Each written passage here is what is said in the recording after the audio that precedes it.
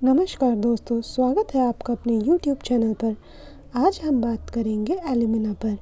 Alumina हमारे aluminium metal का एक ऑक्साइड है और ये बहुत ही ग्रेटेस्ट एंटीसेफलिटिक रेमेडीज़ में से एक है। इसका कंपैरिजन किया जाता है सिफलिनम, ऑरम मेटालिकम और मरकरी से, जहाँ पे सिफलिनम में लॉस ऑफ होप है, जो कि बिल्कुल पूरी तरह से टोटल लॉस ऑफ होप है। वहीं पर मर्कसॉल में हमारे पास रेवोल्यूशनरी है, क्योंकि जब उससे आज़ादी छिन जाती है तो वो बहुत ही अग्रेसिव हो जाता है और रेवोल्यूशनरी की तरह वर्क करता है, यानी कि वो होमिसाइडल हो जाएगा, सुसाइडल हो जाएगा। दूसरी तरफ हमारे पास ऑरम मेटालिकम है, जिसमें लॉस ऑफ लव है। अगर जब उससे वो किसी से प्यार करता है, वो सब चीज़ें ख़त्म हो जाती हैं तो वो सुसाइड करने की सोचता है। उसी जगह एल्यूमिना में लॉस ऑफ आइडेंटिटी की बात करते हैं। उसमें लॉस ऑफ आइडेंटिटी डेवलप हो जाती है जब उसके ऊपर बहुत ज़्यादा कंट्रोल किया जाता है, और ये कंट्रोल कहीं और से नहीं बल्कि उसके पेरेंट्स करते हैं। तो वो अपनी आइडेंटिटी को भूल जाता है, वो ये सब भूल जाता है कि असलियत में उसका वजूद क्या है, और वो दूसरे की एक पिक्चर और डिमांड बनने के चक्कर में सब कुछ खोने लगता है। अब उसे ये नहीं पता रहता कि उसका वजूद क्या है, वो किस लिए यहाँ पर है, उसे क्या करना है, क्या चाहिए, या उसका क्या मतलब है। वो सिर्फ दूसरे की छवि और दूसरे को खुश करने के चक्कर में अपने दिमाग को भी खो देता है। अब देखते हैं फीलिंग्स। इसके अंदर कन्फ्यूजन है आइडेंटिटी को लेकर। टू मच पेरेंटल कंट्रोल और complete dependence upon the parents देखने को मिलता है, जहाँ पे इसका जो अगर चाइल्डहुड की बात करें तो इसके पेरेंट्स बहुत ही ज़्यादा ओवर प्रोटेक्टिव रहे हैं और इतने ज़्यादा स्ट्रिक्ट रहे हैं कि उसकी किसी भी डिसीजन को कभी सही नहीं ठहराते। इसलिए इसके अंदर हमेशा से बचपन से ही लॉस ऑफ कॉन्फिडेंस डेवलप हो जाता है, मतलब कॉन्फिडेंस की कमी रहती है।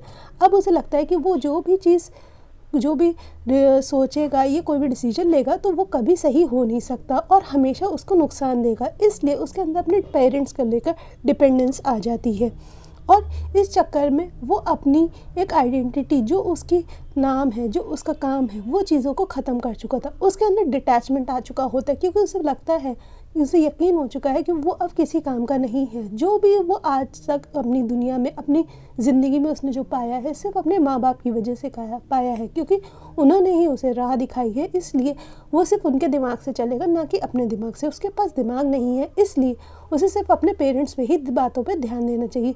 उसे ये लगता है कि अब उसकी लाइफ का जो भी डिसीजन है वो भी दूसरे लोग ले, ना कि वो खुद ले, क्योंकि उसके डिसीजन कभी सही नहीं हो सकते। अब हम बात करते हैं इसकी थीम की, क्योंकि इसकी थीम थी कंट्रोल। इतना ज़्यादा कंट्रोल इसकी ज़िंदगी में रहा है कि वो उसे खुद नहीं पता कि अब आगे क्या होना है। वो कब खुश है, कब उदास है, उसे नहीं पता। वो अपनी ज़िंदगी के साथ क्या कर रहा है, उसे नहीं पता। बस उसे जितना बोल दिया जाता है वो वही करता है, क्योंकि उसको बचपन से लेके यही बोला गया है कि तुमसे जितना बोला जाए उतना ही करो, अपना दिमाग लगाने की ज़रूरत नहीं है। इस चक्कर में वो फास्टिडियस हो जाता है, क्योंकि उसे जितना बोला जाता है, जितना उसके अंदर इनपुट दिया जाता है, वो उसी तरह का आउटपुट प्रोड्यूस करने की कोशिश करता रहता है। इसलिए उसमें कहीं ना कहीं इंसेनिटी आने का लगती है, कि उसे डर रहता है कि कहीं वो पागल ना हो जाए, अपना कंट्रोल ना खो दे अगर वो काम नहीं हुआ। अब हम देखते हैं ट्रेट्स क्या है। ये बहुत ही ज़्यादा डेस्परेट होते हैं, मतलब कि ये बिल्कुल हताश होते हैं, इन्हें ऐसा लगता है कि ये अब कुछ भी नहीं कर सकते हैं।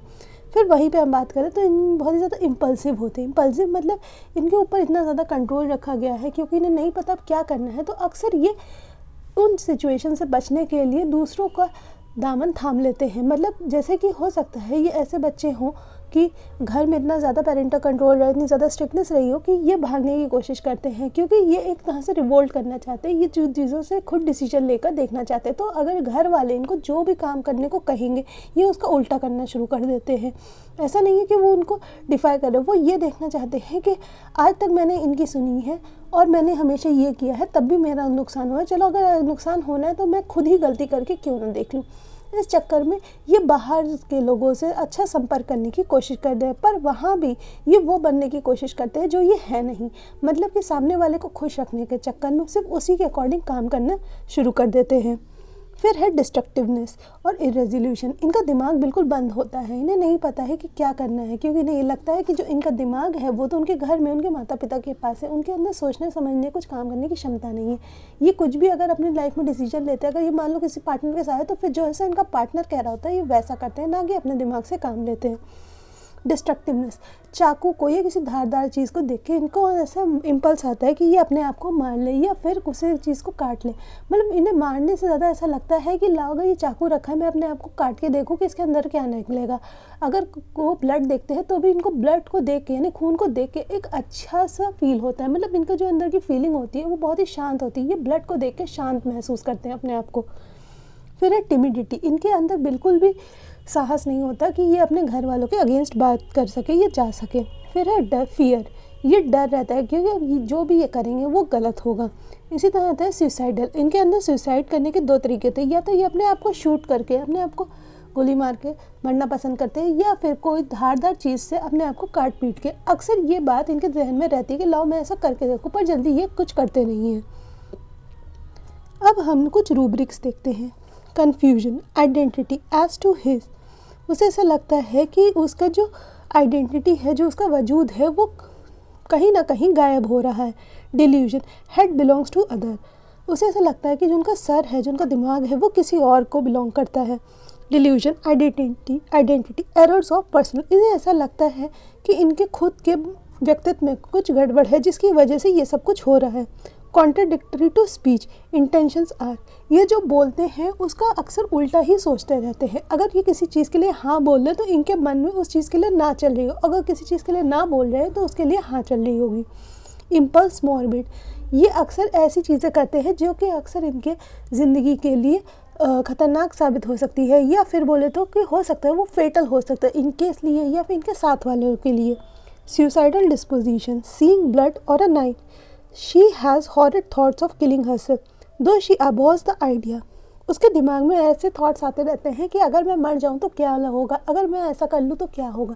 ये चाकू या फिर खून को देख के अक्सर इनके अंदर जो मरने की जो एक भावना होती है वो एकदम बहुत ज़्यादा ऊपर होती है। मतलब ऐसा लगता है कि ये सामने वाला अगर मर गया तो लो मैं खुद भी मर के देख लेता हूँ क्या होता है, पर ये ऐसा करते कुछ नहीं है। पर ये जो आइडिया है वो इनके जहन में कहीं ना कहीं पूरे समय घूमता ही रहता है। फास्टिडियस, ये कामों को लेकर बहुत ही ज़्यादा फास्टिडियस होते हैं, मतलब बहुत ज़्यादा बेचैन रहते हैं कि इसे कैसे करना है, क्योंकि इन्हें ये नहीं पता कि ये काम खुद के लिए करना है, इन्हें ये है कि ये काम निपटाना है। इस चक्कर में हमें लोग इनके अंदर डिटैचमेंट भी देखने को मिलता है। एलमेंट, स्कॉन, बीइंग स्कॉन, इनको ऐसा लगता है कि इन्हें दूध में पड़ी मक्खी की तरह निकाल के फेंक दिया गया है। Contemptuous, obstinate, resist wishes of other, जो लोग कह रहे हैं वो उस चीज़ को मना करने की कोशिश करते हैं, ये दूसरों के हाँ में हाँ मिलाने की कोशिश नहीं करते, पर तब भी अनकॉन्शियसली इनके मुंह से वो चीज़ें निकल जाती हैं। चोकिंग, एसोफेजियस, स्वॉलोइंग, इनको कुछ भी खाते वक्त ऐसा लगता है कि इनके गले में वो चीज़ें भरी जा रही और रुकी जा रही हैं। Fear, impulse of his own, इन्हें खुद से डर लगता है क्योंकि इन्हें लगता है कि अगर इन्होंने खुद का मानसिक संतुलन खो दिया तो हो सकता है ये खुद को भी नुकसान पहुंचा ले या अपने साथ वालों को बुरी तरह से नुकसान पहुंचा दे। सोल्स, सॉफ्ट, फरी, जो सोल्स होते हैं वो बहुत ही सॉफ्ट होते हैं।